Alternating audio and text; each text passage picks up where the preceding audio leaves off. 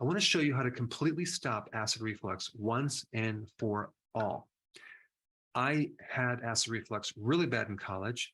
I was downing massive amounts of Tums, not having a clue of what caused it. I really wish I knew back then what I know now, because it would have been so easy to correct. I mean, just months and months of suffering this terrible heartburn. I'd have to kind of sit up, like propped up in my bed to try to have it drained, because at night it would be terrible. So what is acid reflux? It's a situation where you're having acid that's regurgitating, coming up through a valve into the esophagus. And that valve is called the lower esophageal sphincter.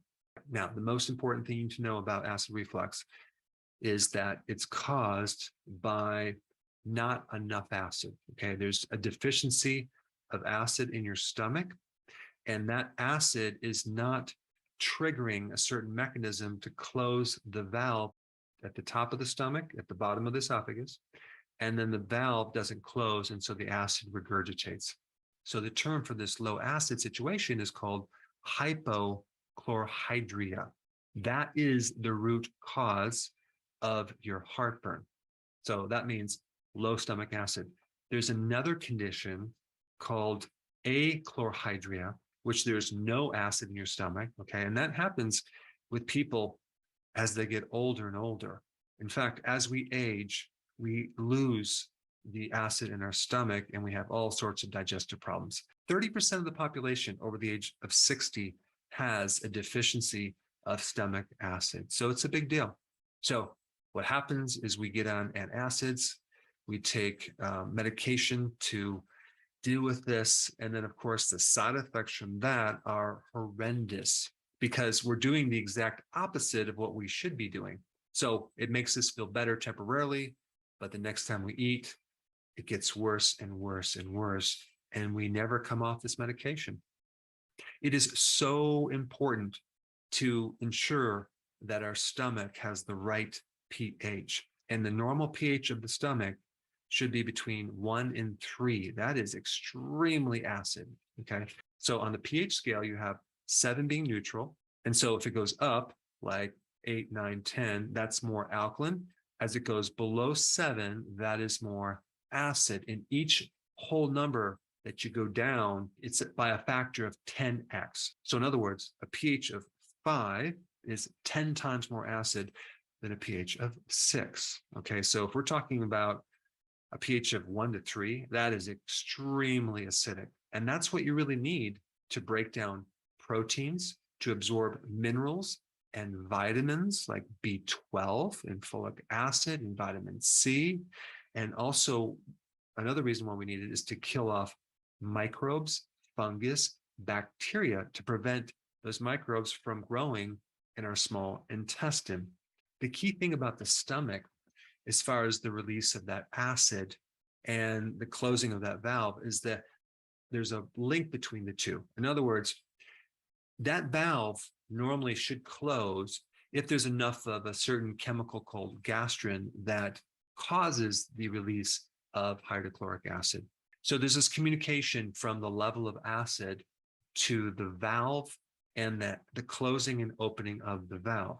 And this whole thing is under parasympathetic control. Now, what does that mean? It's under the part of the nervous system that controls digestion and rest. Okay, so that opposes the other system that's called the sympathetic, which is the flight or fight. So what does that mean? The more stress that you have, the more acid reflux you're going to have too, because as you increase the sympathetics, you decrease the parasympathetic. So stress is another reason why we have a lot of problems with the stomach, and the reason why we might have acid reflux, or another term for that would be GERD. Now, there's some other importances of having the right amount of acid, and I'm talking about hydrochloric acid. Hydrochloric acid also helps you release bile from your gallbladder. It helps to cause the gallbladder to contract and release the bile to help you extract fat-soluble vitamins from your food, as well as omega-3 fatty acids, and help you break down fats. Also, this hydrochloric acid helps stimulate the pancreas to produce enzymes to help you digest food. So without that acid being at the right pH, you're not going to have sufficient bile released, and you're not going to have sufficient enzymes released. And that's going to cause a lot of other problems a little bit lower down in this chain reaction.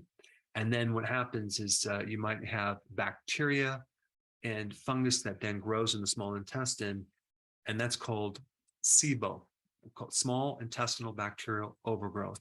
And then every time you eat, you just feel bloated, you feel distended, and this will definitely occur if you're eating fiber and probiotics. So yeah, that's a situation.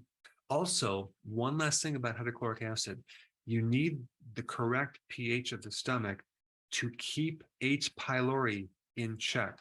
Normally, our bodies have H. pylori, and it's not creating any problem for us. But when we lose the stomach acid, then it comes out and it creates problems. So this is just another important reason why we need this HCl, hydrochloric acid, in our stomach. The other thing that can mess us up in relationship to not having enough hydrochloric acid is low zinc, which is very common for so many people. If you're low on zinc, you'll have a tendency to have problems with GERD, as well as acid reflux, as well as ulcers. So it takes a sufficient amount of zinc to make hydrochloric acid. It also takes other things like chlorides, as in sodium chloride, like salt, to make hydrochloric acid. It also takes a good amount of potassium to make hydrochloric acid. So it might be your problem is really coming from a zinc deficiency, maybe a chloride deficiency, or even a potassium deficiency. So it's not just about taking hydrochloric acid, it's about taking the raw materials that can actually build up your acid. Now, another thing that a lot of doctors do not have any information about is the connection between taking calcium and having too much calcium and having acid reflux or GERD.